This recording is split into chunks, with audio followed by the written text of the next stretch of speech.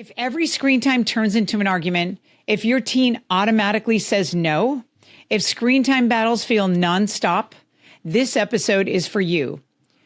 What if oppositional behavior isn't your child being difficult, but your child communicating something important? Stay tuned and listen in. Welcome to the Single Parenting Reset Show, the go-to podcast for single parents of tweens and teens who want to manage screen time, strengthen communication, and build stronger family connections. I'm your host, Tess Connolly, parent and family coach, licensed clinical social worker, and a solo mom to a teenage son.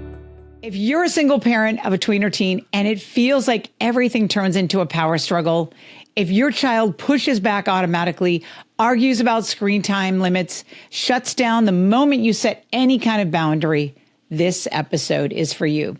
Today, we're talking about oppositional behavior, not as a label, not as a diagnosis, but as a signal, a clue to what your child actually needs from you right there in that moment. Because here's the truth. Oppositional behavior isn't about your child being difficult.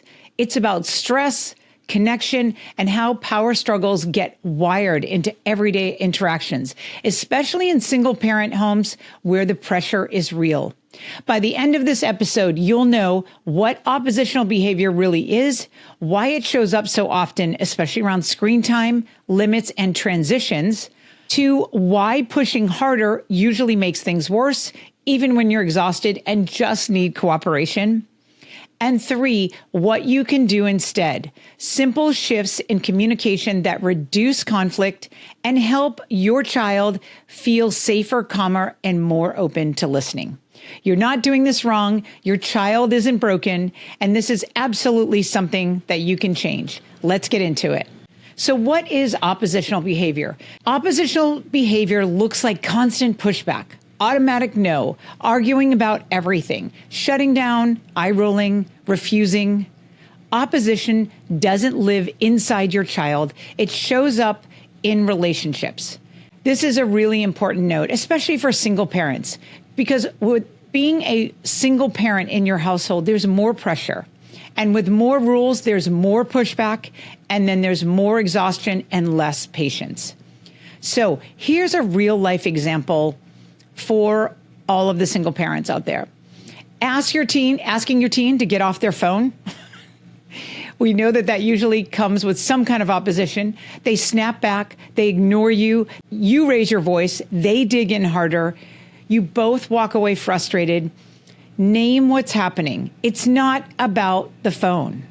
It's about control, autonomy, and connection. The screen has become the battleground. So if this happens in your house, you're not alone. Trust me. It's something I hear from many parents over and over again. And it doesn't mean that you're doing anything wrong. Hi, dear ones. I'm taking a break out of this episode to give you an opportunity to come join the family. What I mean is that when you join my email list, you are not only going to get a copy of my tech reset agreement, which is one of the most coveted pieces of information that I give out to parents when I start working with them. In every family, I hear about the conflict with our screen time and devices. And I've got an amazing agreement I've been using with my son since he was about 8 or 9 years old. So I'd love for you to get that, as well as being on my email list, where you're going to get tips and strategies and stories each week. You'll hear about all the different podcasts, and it's a way for us to connect in a different way outside of this podcast. So click the link right below the show notes, and I will see you on the inside. Here's why oppositional behavior happens. Number 1, loss of safety or trust. Kids push back when they don't feel emotionally understood, especially common after divorce or loss or big transitions that have happened in your family. Number 2, too much pressure, not enough emotion regulation. So there's school stress, social stress, as we know, screen time overload, and not enough downtime. And number 3, it happens developmentally. They need some kind of autonomy. Tweens and teens must differentiate. This is normal developmentally for them to push away. Opposition is often, I need some control. Screens intensify everything. So screens regulate emotions fast. The limits feel threatening, and conflict escalates quickly. Oppositional behavior is often a stress response, not necessarily a character flaw. And just know that this is developmentally appropriate for them.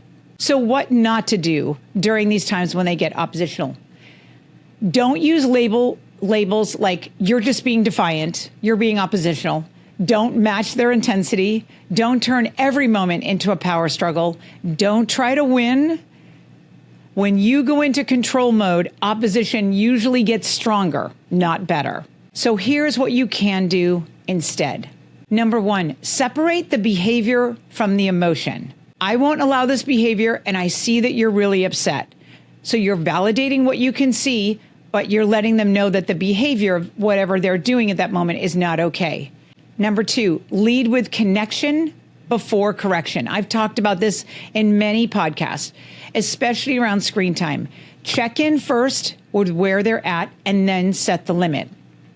And what I mean by that with the connection is you want to connect into whatever they may be feeling or what you can see they're feeling at that moment before you set that hard limit that you're going to set or whatever the boundary is.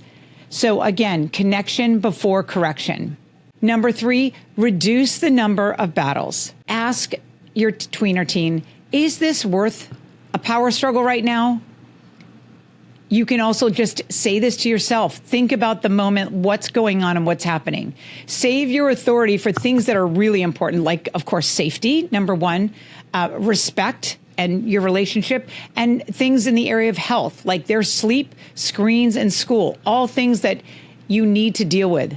Number 4, use repair, not guilt. You can say something like, I didn't handle that well earlier. Let's reset and start again. This models regulation. It also models that you have some insight around what you're doing, and you can let your tween or teen know, you made a mistake earlier. That's okay. I just want to redo this or reset. And that's okay. That's great for them to see. Number 5, remember that you are the regulator. When you slow down, your child has a chance to slow down too. Opposition decreases over time.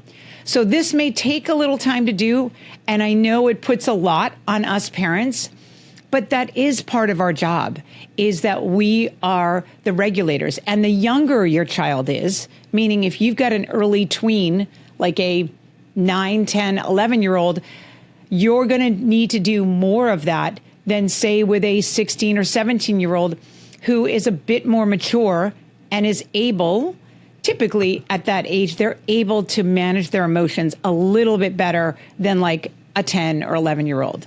Number 7, here's the message I really want all of you parents out there to hear. Oppositional behavior doesn't mean your child is broken. It means something in the system needs support, and you have more influence than you think. So you will get it wrong sometimes. Repair matters more than perfection. Letting them know, hey, I didn't do that okay. I thought about it. Even if it's the next day, go back and say, I'd like to redo this again. Can we start? I want to have that conversation. That's okay. That's actually a wonderful thing to do, is to have that insight, repair with them, and start over. So if oppositional behavior, like what we've talked about, and screen time conflict or constant arguing is draining you, you don't have to figure this out alone. Book a parenting reset call with me. I would love to hear from you and hear about the challenges that you have. I work all the time with parents around screen time, communicating better, managing behavior at home and the conflict, rebuilding connection. That is one of the foundations of what I do. And it's one of the foundations, I think, for parenting. So know that you're not failing. Your child isn't the problem, that this is workable. And thank you so much for listening to this podcast. If you know another single parent or any other parent that may benefit from this episode, please send it to them. Thank you again. Thanks for tuning into the Single Parenting Reset Show. Remember, I'm here with you twice a week. Every Tuesday, I answer your questions about parenting tweens and teens, real-life challenges with real reset strategies. Every Thursday, I bring you conversations with experts and guests who get what it's like to raise middle and high school kids on your own. And hey, if screen time has become a daily battle in your home, because let's be real, it is for most of us, I've got something to help. Grab my Tech Reset Agreement. It's a simple guide to help you create a clear, calm plan around screens without being the screen time police. Just click the link in the show notes and get your copy. Your reset starts now. Until next time, keep going. You're not doing this alone. I'm right here alongside you.